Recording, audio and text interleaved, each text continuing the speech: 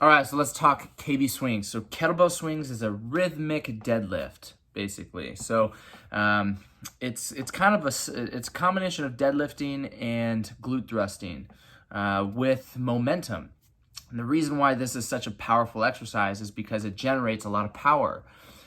Most people don't teach the power aspect. They just teach the movement aspect, which isn't wrong necessarily.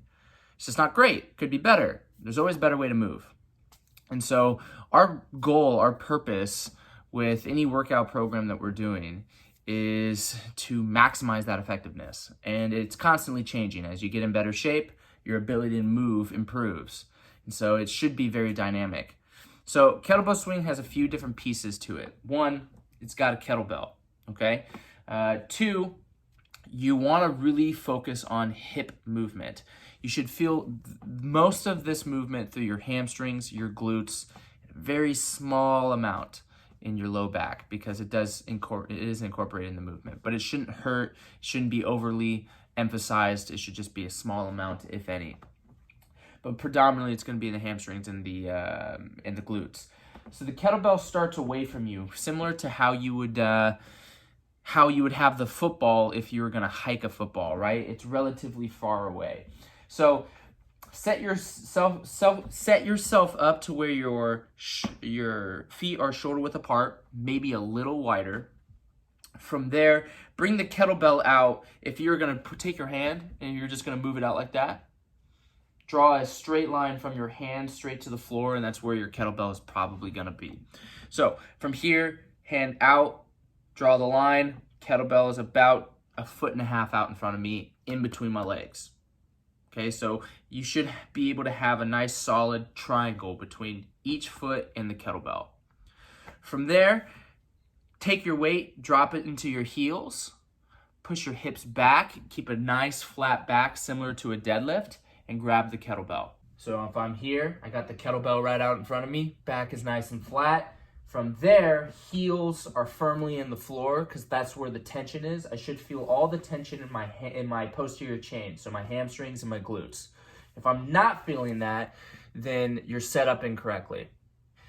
You either don't have your hips far enough back and your knees are too forward, or you're just not emphasizing the movement properly. So you got to get your brain to physically feel those hamstrings and those glute muscles stretch. So from here, hips are back, hamstrings, glutes engaged, back is flat, grab the kettlebell, and then I hike it like a football. I pull it through my legs, and then I drive my hips forward, pushing my hips, think about humping the air. It's basically what you're doing. And you don't have to be over dramatic with it. You just have to drive the hips till your hips come through full range of motion, which would be you standing straight up, okay? You could go past that, but you start getting too much low back involved. And so you don't need to do that. You just got to come up to where you're standing nice and straight and then come back down again. And then maintain that momentum. The reason why we move the kettlebell out is because that football hike generates momentum for you rather than starting here and having to create it yourself. So from this position, I set up, I hike the football, which generates momentum, and then I push my hips forward, and then I'm controlled going back. So I'm powerful going forward, and slower and controlled going back. You don't have to make it excruciatingly slow because you lose the pendulum effect of the momentum of the kettlebell. But you do want to have controlled movement on the way back, powerful movement on the way forward. So start, hike, push the forward, and back.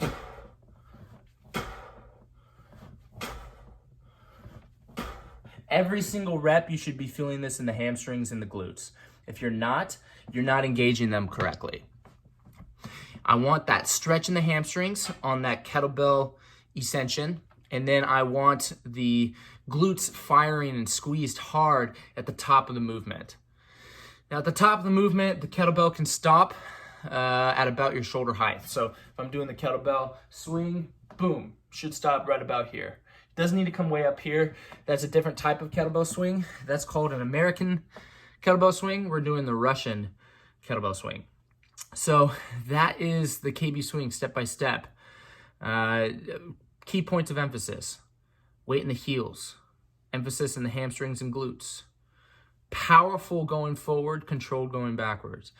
Allow momentum to do the work for you. It's a pendulum. Don't force momentum, generate it, and once you have it generated, keep it going. Keep your back flat.